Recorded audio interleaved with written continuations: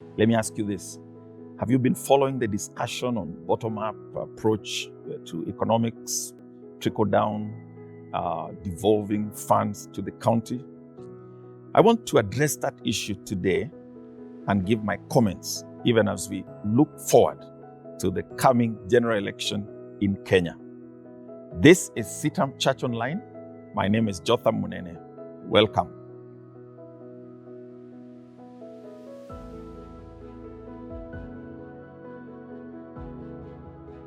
Recently, I listened to an interview going on one of our channels, TV channels, and they were looking at the different economic models proposed by the different political groupings that are forming for the general election 2022. And some of the things that came up were words like bottom-up, trickle-down, devolved funds to the counties, and all that. And the people who are, the analysts that were there were basically saying, could these things be the same? What really do the terms mean? Now, I want to bring my contribution not on trying to define those terms. I'm not an economist, but I've read a few books in economics. I would like to suggest that regardless of what model you're talking about, the issues that we need in this country, that is Kenya, is number one, to have jobs, to create jobs. Whichever model you're talking about, there are too many people that need to find employment. Secondly, you've got to produce more.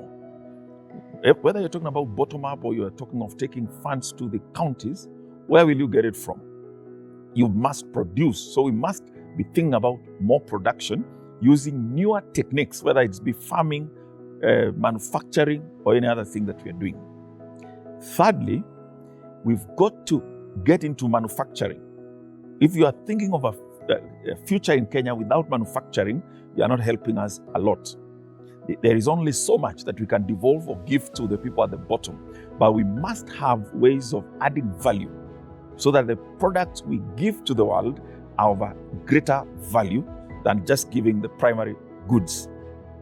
So even in the service sector, there is a sense in which we sometimes just give the raw stuff, but we need to think of adding value and not just saying how the money will move, because the question is, where will you get that money from?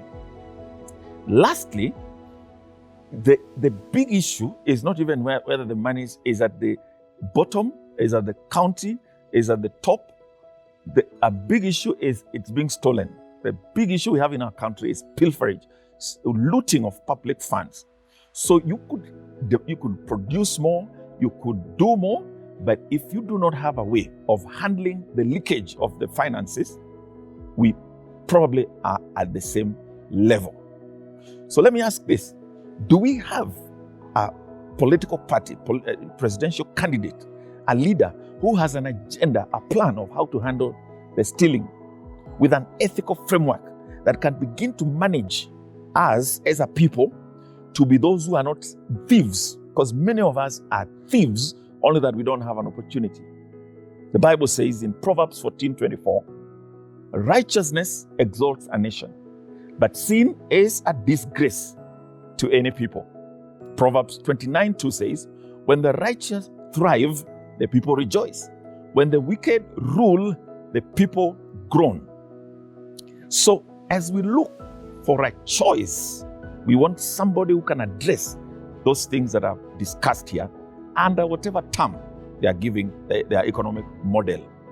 Let me ask you this. As a Christian or a non-Christian, are you willing, when we find such a leader, to vote for him or her?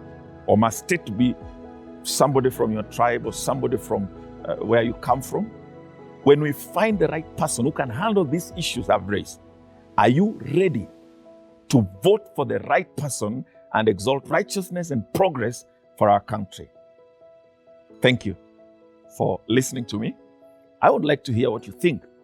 Maybe you want to give us a bit more information about the different economic models, but maybe you want to contribute to these issues I'm raising about development in our country and how we can deal with the issue of corruption.